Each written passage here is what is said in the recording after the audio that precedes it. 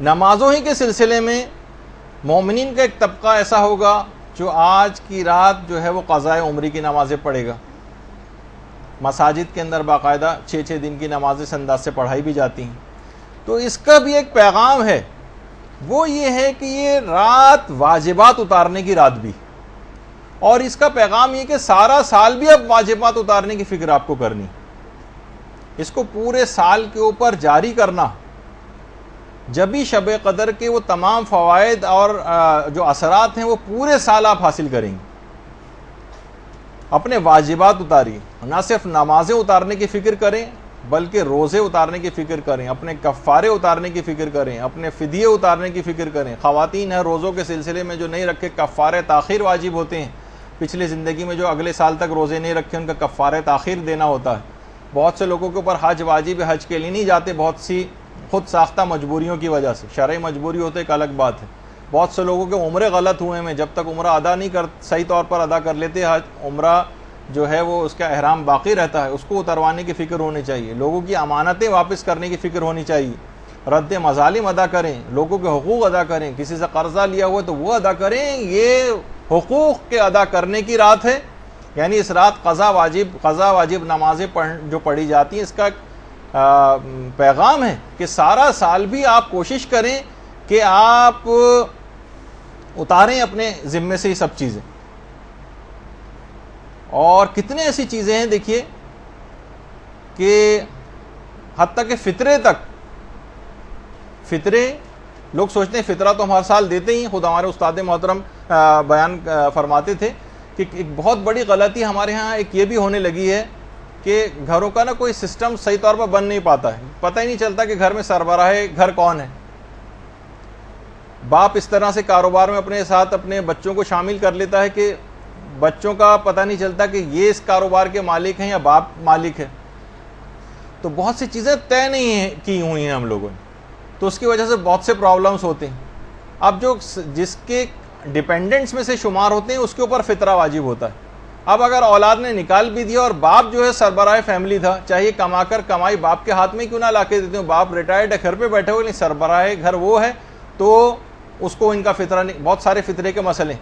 تو اب اگر ان بچوں نے فطرہ نکال بھی دیا اور باپ نے نہیں نکالا, تو جب تک جائیداد تقسیم نہیں ہو سکتی باپ کے مرنے کے بعد, جب تک وہ سارے فطرے بھی نہ نکال دیے جائیں جو اولاد نے خود نکال دیے تھے اور باپ کے اوپر واجب تھے اور اس نے نہیں نکالے تھے.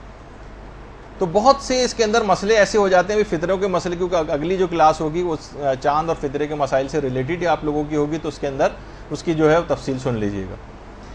تو اسی طرح سے تو لوگوں کے مال میں کچھ حقوق ہوتے ہیں, ان کو آپ کو نکالنا پڑے گا. اور مرحوم کلباسی ایک عالم گزرے ہیں, جو شب قدر کا دیکھیے پیغام یہی بتایا جا رہا ہے کہ اپنے واجبات اتارنے کی رات ہے. اور اگر آپ نے واجبات نہیں اتارے تو یہ ایسے برے اثرات رکھتے ہیں کہ وہی والی بات, جیسے بے نمازی کی ہڈی والا واقعہ آپ نے سنا کہ اس سے کتنے اثرات ہوئے. اسی طرح سے لوگوں کے حقوق اگر آپ کے مال میں ہوں گے تو وہ بھی ایسی بے برکتی اور نقصانات کا سبب بنیں گے. مرحوم کلباسی یہ وہی ہیں جن کے متعلق ہم نے پچھلے سال بیان کیا تھا کہ یہ شب قدر کو حاصل کرنے کے لیے کہ مجھے سال کی کوئی ایک رات ہے نا, سال کی 365 راتوں میں یہ جاگتے رہے, 360 یا 365 راتیں مسلسل جاگتے رہے کہ مجھے تاکہ یقینی طور پر شب قدر حاصل ہو جائے. اچھا, یہ تاجر بھی تھے, بزنس مین تھے. ایک دفعہ مال تجارت کے لیے ان کی کشتی اور کشتیوں کے ساتھ ان کی کشتی بھی گئی ہوئی تھی. تو اطلاع آئی کہ ایک طوفان آیا ہے اور ساری جو مال تجارت کی جو کشتیاں ہیں وہ سب کی سب ڈوب گئیں, سب کی سب ڈوب گئیں. انہوں نے کہا کہ مجھے یقین نہیں ہے, میرا مال مخمس تھا, سارے میں نے حقوق ادا کیے ہوئے تھے, ممکن ہی نہیں ہے کہ مجھے اس بات پہ یقین نہیں آتا کہ میری کشتی ڈوب گئی ہوگی. اور کچھ دن بعد ہی اطلاع آئی کہ ساری کشتیاں ڈوب گئیں, ایک کشتی نہیں ڈوبی, وہ وہی تھی جو مرحوم آیت اللہ کلباسی کی کشتی تھی.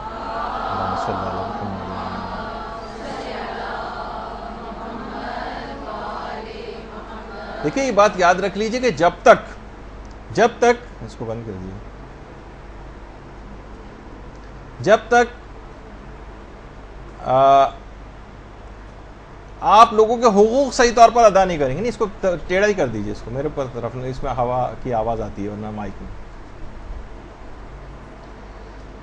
جب تک آپ لوگوں کے حقوق ادا نہیں کریں گے اور آپ کے مال میں لوگوں کے حق باقی رہیں گے تو یاد رکھ لیجئے کہ یہی مستحقین زکوٰۃ، یہی مستحقین خمس، یہی مستحقین فطرہ یہ آپ کے دامن کو قیامت کے دن پکڑ لیں گے کہ پروردگار ان کے حقوق کے عوض جو اور پروردگار کیا کرے گا؟ ان کے حقوق آپ کے ذمے ہیں ان کے عوض آپ کی نیکیاں کاٹ کر دے دی جائیں گی. معاملہ اس قدر سخت ہوگا کہ محدث نعمت اللہ جزائری یہ بات فرماتے ہیں کہ کسی نے بقدر دانق چاندی، یعنی سمجھے کہ درہم کے چھٹے حصے کے برابر بھی، یعنی 1-2 روپے کے برابر بھی اگر کسی کا نقصان کیا ہوگا تو اس شخص کی 700 قبول شدہ نمازیں کاٹ کر صاحب حق کو دے دی جائیں گی.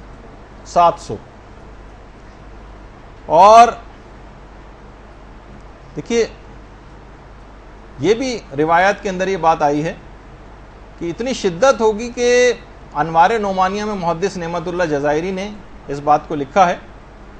محدث نعمت اللہ جزائری کا یہ مقبرہ ہے خوزستان میں، کہ محشر میں کھڑا کر دیا جائے گا ایسے شخص کو اور کہا جائے کہ منادی ندا کرے گا جس کا جو حق ہے اس سے آ کر لے لے. فرماتے ہیں کہ اس وقت اہل محشر کے لیے اپنے پہچاننے والوں سے سخت کوئی بھی چیز نہیں ہوگی کہ مبادہ کوئی شخص آ کر ان سے حق کا مطالبہ کر دے کہ میرا حق اس نے نہیں دیا. تو اب آپ خود سوچیے کہ یہ جو مستحقین خمس ہیں، جن کا آپ نے خمس نہیں نکالا، سادات تک نہیں پہنچا، یہ گریبان پکڑیں گے، یہ دامن کو پکڑیں گے. جن تک فطرہ نہیں پہنچا، آپ کو صحیح طور پر آپ نے ادا نہیں کیا، وہ دامن پکڑیں گے. جن تک اور مالی چیزیں تھیں وہ نہیں پہنچی، یہ دامن پکڑیں گے آ کر. تو کس قدر معاملہ سخت ہو جائے گا. اور علل الشرائع میں باقاعدہ شیخ صدوق نے یہ بھی بات فرمائی ہے کہ قرض خواہ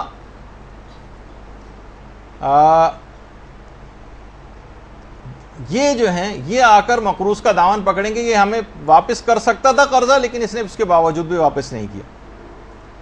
تو پھر قرض خواہ کو اس کی نیکیاں کاٹ کر دی جائیں گی، اور اگر وہ نیکیاں بھی ختم ہو جائیں اس کے پاس تو پھر جو قرض خواہ ہے اس کے گناہ کاٹ کر مقروض کے نامہ اعمال میں لکھے جائیں گے. اور باقاعدہ حق الیقین میں علامہ مجلسی نے ایک چوتھے امام زین العابدین علیہ الصلوۃ والسلام کی روایت بھی لکھی ہے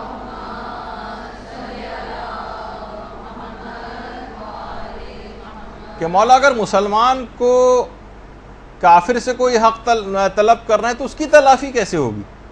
وہ تو جہنمی ہے، نیکیاں اس کے پاس ہیں ہی نہیں. امام نے فرمایا اس کے حق کے برابر کافر کے عذاب میں اضافہ کر دیا جائے گا. اور جب بھی یہی وجہ ہے کہ پیغمبر اسلام نے جو ایک سوال کیا تھا اپنے اصحاب سے، جس کی ہم نے ایک پوسٹ بنا کے بھی لگائی تھی، مفلس کون؟ ایک دن رسول اللہ نے اپنے اصحاب سے پوچھا جانتے ہو کہ مفلس کون ہے؟ صحابہ نے عرض کیا کہ مفلس وہ ہے جس کے پاس مال و دولت، باغات اور سرمایہ نہ ہو. رسول نے فرمایا میری امت کا مفلس وہ ہے جو قیامت کے دن اس حال میں آئے گا کہ اس کے پاس نماز، روزہ، زکوٰۃ جیسے اعمال موجود ہوں گے لیکن اس نے زندگی میں کسی کو گالیاں دی ہوں گی، کسی کو تہمت لگائی ہوگی، کسی کا مال ہڑپ کیا ہوگا، کسی کا ناجائز خون بہایا ہوگا. ایسے شخص کی نیکیاں اس کے متاثرین کو دے دی جائیں گی. اگر اس کی نیکیاں کم پڑیں گی تو اس کی متاثرین کی برائیاں اس کے نامہ اعمال میں ڈال دی جائیں گی اور اسے دوزخ میں ڈال دیا جائے گا. ایسا شخص سچ مچ مفلس.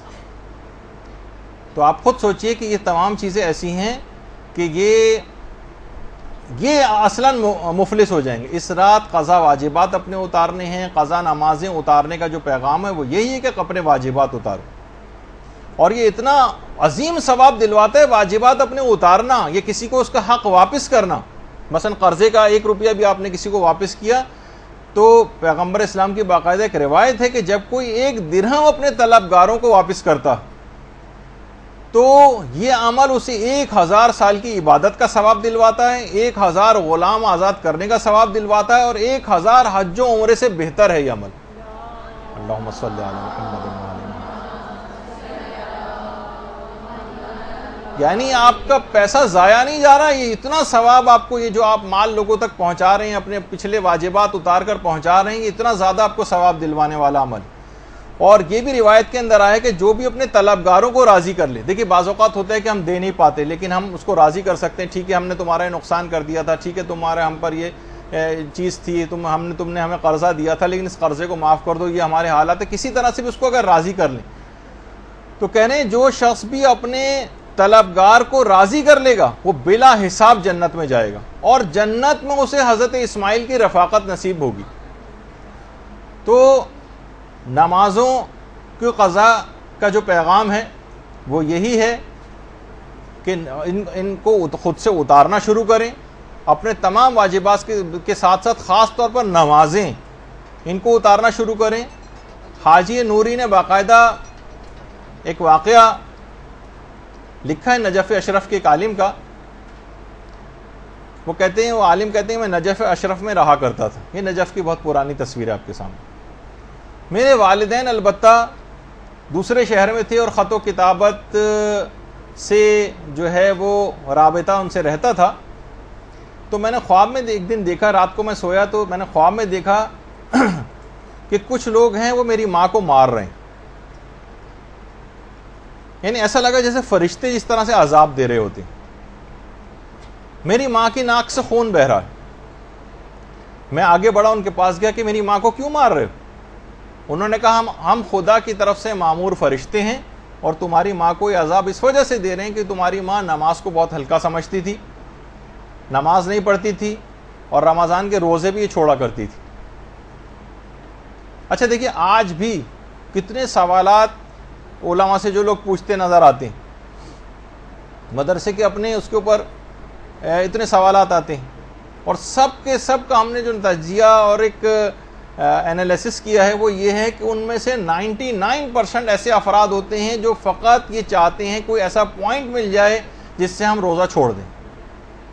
انٹینشن سوال پوچھنے کی ہوتی ہے روزہ چھوڑنا۔ مثلا کتنی خواتین ہیں بچے کو دودھ پلا رہی ہیں، وہ سوال بس ہر وقت ان کا یہ والا سوال جو ہے وہ ہوتا ہے کہ کہیں بچے کو فیڈ میں کوئی کمی نہ ہو جائے، جبکہ آقا سستانی وغیرہ کا نظریہ ہے، وہ کہتے ہیں کہ اگر اوپر سے کوئی دودھ بچے کو پلایا جا سکتا ہے، مثلا جانور کا دودھ یا کچھ عورتیں مل کر بھی اگر پلا دیں اور اس سے بچے کا گزارا ہو جائے گا تو پھر اس کے لیے روزہ چھوڑنے میں اشکال ہے، یعنی اس کو روزہ رکھنا ہی پڑے گا اور باہر سے اس چیز کو پورا کرے۔ لیکن کیا ہے، عورتیں چاہتی ہیں چھوڑ دیں۔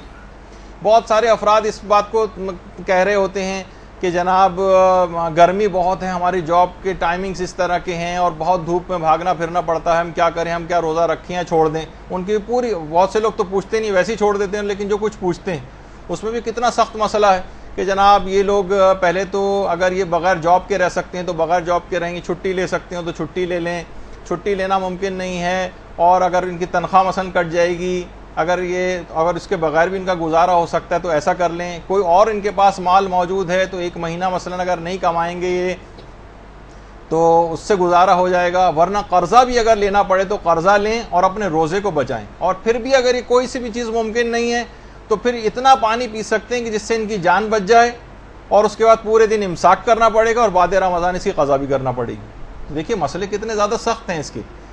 تو بہرحال لوگ اس انداز سے نماز و روزہ چھوڑتے ہیں۔ تو وہ عالم کہنے لگے فرشتے میری ماں کو مار رہے تھے، اور کہا کہ یہ نمازیں نہیں پڑھتی تھی اور رمضان کے روزے بھی قضا کرتی تھی۔ اچھا اب اور میری ماں کو یہ عذاب ہو رہا تھا کہ ناک سے خون بھی اس کے جاری تھا۔ ایک اچانک سے میری آنکھ کھل گئی، بیدار ہو گیا، کیونکہ دروازے پر کسی نے دستک دی تو دیکھا ایک آدمی کھڑا ہوا اور کہا کہ تمہاری ماں انتقال کر گئی ہے اور اس کا جنازہ جو ہے اس کا جنازہ کربلا لے جایا جا رہا ہے، پہنچنے والا ہے، تم بھی فوراً پہنچو۔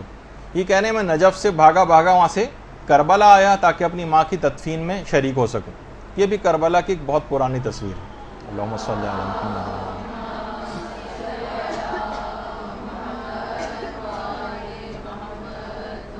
میں تیزی سے بھاگتا ہوا اپنے ماں کے جسم کے پاس گیا جو تابوت کے اندر رکھا ہوا تھا، تو میں نے دیکھا کہ میری ماں کے کفن کے اوپر خون لگا ہوا ہے۔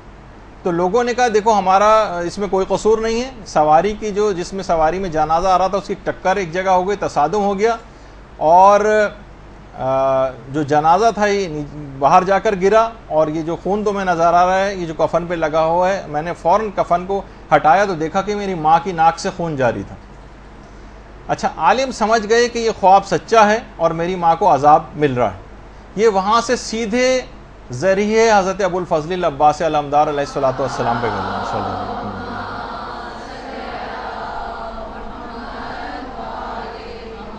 ایک بہت پرانی تصویر ہے حضرت عباس کے روضے کی، اور اب تو ماشاءاللہ زری جو ہے وہ بہت ہی پرشکو ہو چکی ہے. اللہم صلی علی محمد.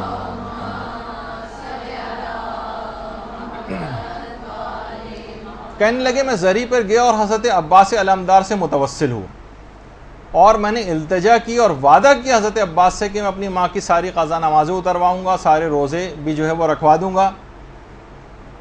اور اس کے بعد ماں کو دفن کیا گیا. کہہ رہے تدفین کے 2 ماہ تک کا تو میں نے انتظام کیا, 2 ماہ تک. البتہ 2 مہینے کے بعد کچھ ایسی مصروفیات ہوئیں کہ میں مزید نمازیں اور روزے انجام نہیں دلوا سکا, میرے دماغ ہی سے نکل گیا. وہی خواب دوبارہ پھر میں نے دیکھا, فرشتے پھر آ رہے ہیں, میری ماں کو عذاب دے رہے ہیں. تو میں نے فرشتوں سے جا کے کہا کہ میں تو ابو الفضل العباس کے پاس جا کر اپنی ماں کا جو ہے وہ معاف کروا چکا تھا یہ سب چیزیں.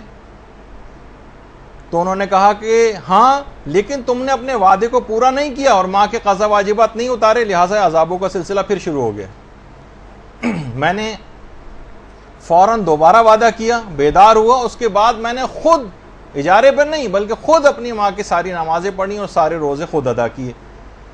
تو دیکھیے یہ تمام چیزیں بھی ایسی ہیں کہ اپنے نماز و روزے کو اتارنا ہے.